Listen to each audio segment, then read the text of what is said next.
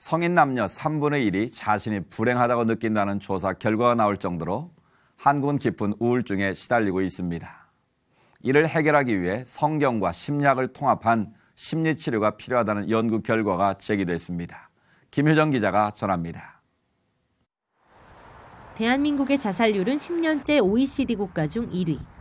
하루 평균 38명이 고통 속에 몸부림치다 스스로 목숨을 끊고 있는 현실입니다. 자살공화국 탈출을 위해 성경과 심리학을 통합한 심리치료가 필요하다는 관점이 제기됐습니다. 성경적 상담학회는 지난 1일 제4회 성경적 상담 국제 컨퍼런스를 열고 인본주의에서 출발한 심리학의 한계를 확인하고 기독교적 세계관에 입각한 통합적 심리치료가 필요하다는 데 입을 모았습니다. 미국 로즈미드 심리학대학원 클락 캠벨 박사는 인간은 하나님의 형상대로 창조됐지만 죄가 들어온 결과 구조적이며 관계적인 타락에 이르게 된다고 주장했습니다. 따라서 인간의 모든 심리 문제를 해결하기 위해서는 인간과 죄의 본질에 대한 이해가 가장 중요하다고 덧붙였습니다. So we believe that there's a God who created and knows us.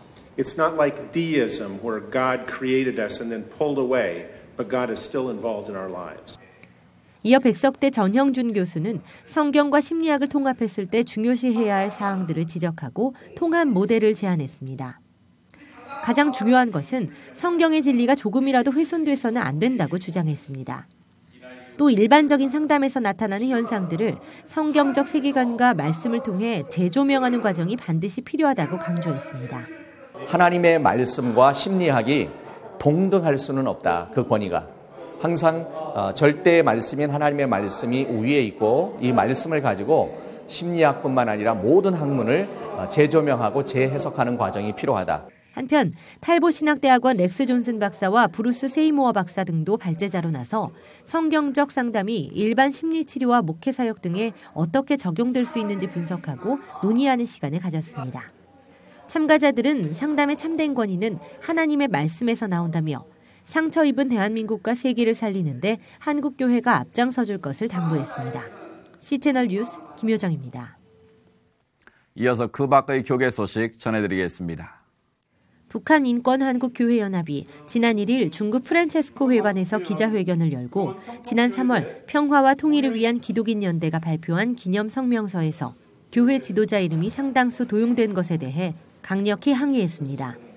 북한인권한국교회연합 공동대표인 송기성 목사는 성명서를 통해 개성공단 폐쇄에 반대하고 미군의 철수를 내포하는 평화협정을 주장하는 것으로 이름이 도용된 이종윤, 손인웅 목사 등은 오히려 평통기원의 성명서와 완전히 반대 입장을 가지고 있다며 확인 절차 없는 무단 도용에 대한 사실을 해명해야 한다고 요구했습니다.